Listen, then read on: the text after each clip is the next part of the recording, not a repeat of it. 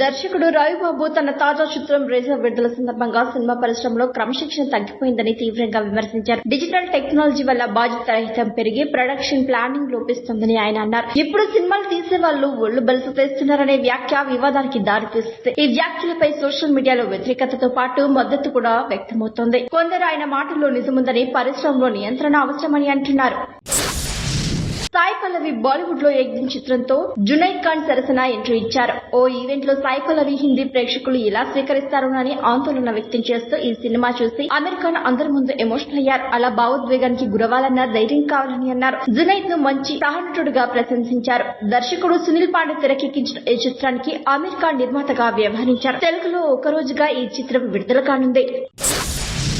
BRS MLA మాజీ మంత్రి మల్లారెడ్డి సినిమాలపై చేసిన వ్యాఖ్యలు చర్చనీయాంశమయ్యాయి. తన జీవిత కథ ఆధారంగా సినిమా తీస్తానని, దాన్ని తానే నియమిస్తానని ఆయన తెలిపారు. పవన్ కళ్యాణ్ ఉస్తాద్ భగత్ సింగ్ లో విలన్ పాత్రకు తనను సంప్రదించారని, కానీ హీరో చేతిలో దెబ్బలు తినడం ఇష్టం లేక ఒప్పుకోలేదని చెప్పారు. త్వరలోనే సినిమాల్లోకి వస్తానని, నేనే ప్రధాన పాత్రలో నటిస్తానని కూడా ఆయన చెప్పారు. సినీ డైరెక్టర్ పూరి జగన్నాథ్ సమయం డబ్బు కంటే విలువైందని, దాన్ని తిరిగి పొందలేమని చెప్పారు. ప్రతిరోజు 24 గంటలు మాత్రమే ఉంటాయని, వాటిని ఎలా వినియోగిస్తామన్నదే ముఖ్యమని తెలిపారు. డబ్బు సంపాదించవచ్చు, కానీ సమయం ఖర్చు అయితే తిరిగి రాదని, దాన్ని రియల్ కరెన్సీగా అభివర్ణించారు. కుటుంబం, స్నేహితులతో గడిపే క్షణాలను కోల్పోకుండా జీవితాన్ని అర్థవంతంగా జీవించాలని సూచించారు.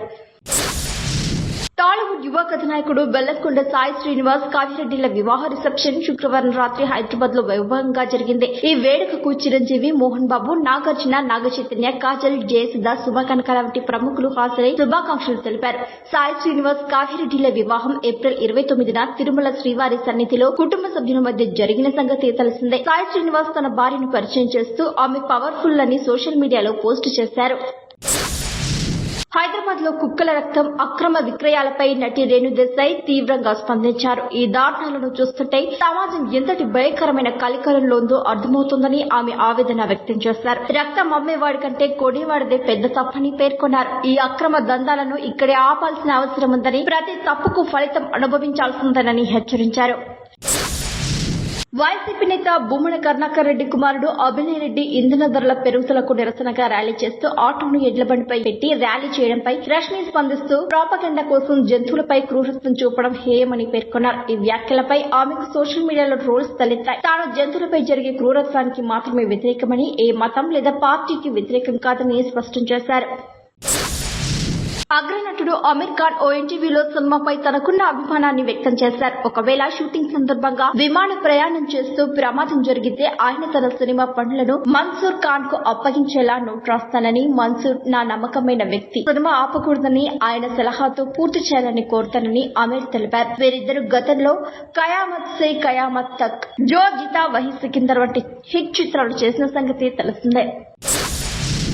రామ్ చరణ్ కథానాయకుడిగా బుచ్చిబాబు దర్శకత్వంలో తెరకెక్కిన పెద్ది సినిమా జూన్ 4న విడుదల కాబోతుంది. ఈ సినిమా కోసం స్పెషల్ సాంగ్ కూడా చిత్రీకరించారు. ఆస్కార్ విజేత ఏఆర్ రెహమాన్ దీన్ని స్వరపరిచారు. జాన్వీ కపూర్ హీరోయిన్ గా నటించగా శివరాజ్ కుమార్, జగపతి బాబు ఇతర ప్రముఖ పాత్రల్లో నటిస్తున్నారు.